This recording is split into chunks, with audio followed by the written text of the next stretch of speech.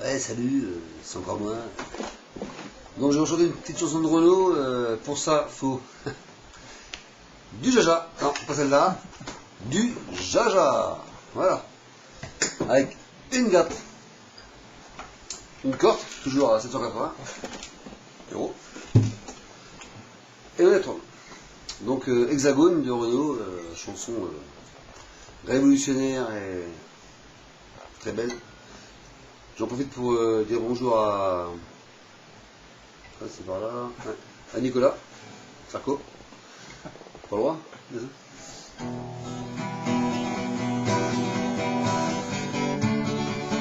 Non, les bureaux. Rappelez-vous, on s'appelle, les bureaux. Arme. On prend toujours des cours. C'est parti.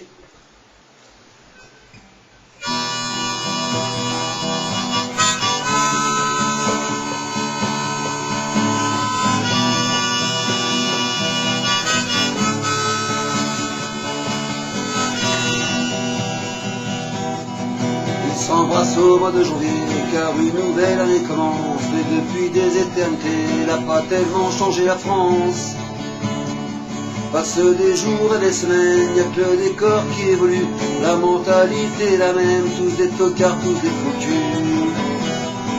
Ils sont pas lourds en février, à se souvenir de Charonne, des matraqueurs assermentés qui fignolèrent leur besogne.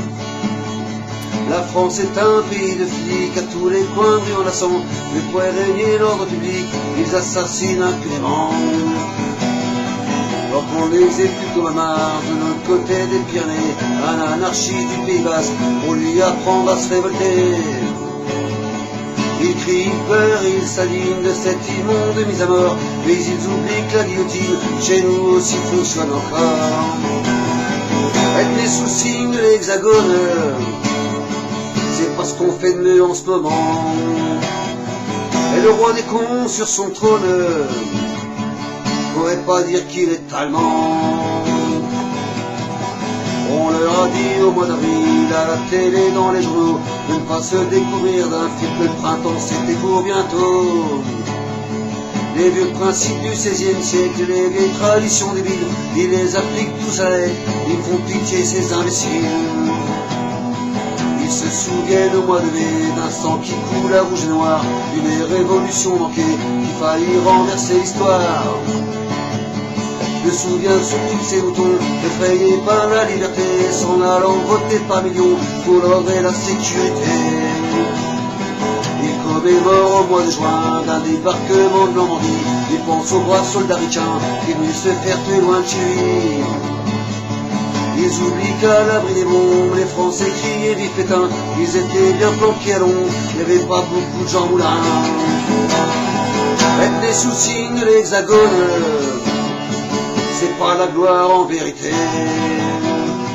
Et le roi des cons sur son trône, ne dit pas qu'il est portugais. Ils font la fête au mois de juillet en souvenir d'une révolution qui n'a jamais éliminé le souvenir et l'exploitation. Ils s'abreuvent de balles populaires, de balles d'office et de pouvons. Ils vont s'oublier dans la guerre. C'est toujours dimanche. Au mois d'août c'est la liberté, après une longue année d'usine. Ils oublient les congés payés, ils oublient un peu la machine. En Espagne, en Grèce ou en France, ils vont polluer toutes les plages et par leur unique présence abîmer tous les paysages.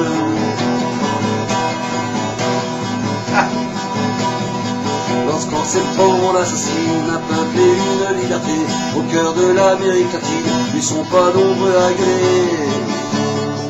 Un ambassadeur se ramène, bras ouverts, il est accueilli. Le fascisme c'est la gangrène, à Santiago comme à Paris. Être les sous-signes de l'Hexagone, c'est vraiment pas une sinécure.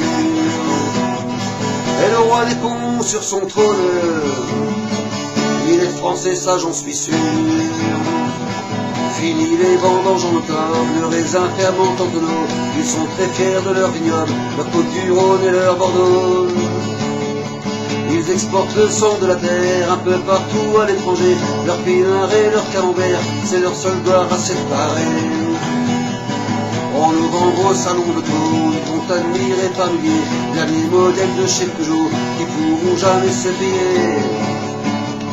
La bagnole, la télé, tiercé, c'est l'opium du peuple de France. Le supprimer, c'est le tuer, c'est une drogue à confiance. En décembre, c'est l'apothéose, la grande bouffe et les petits cadeaux. Ils sont toujours éphéméraux, mais y a de la joie dans les ghettos, y a de la joie.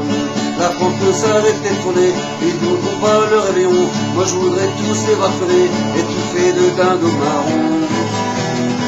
Elle naît sous le signe de l'hexagone, on peut pas dire que ça soit bandant.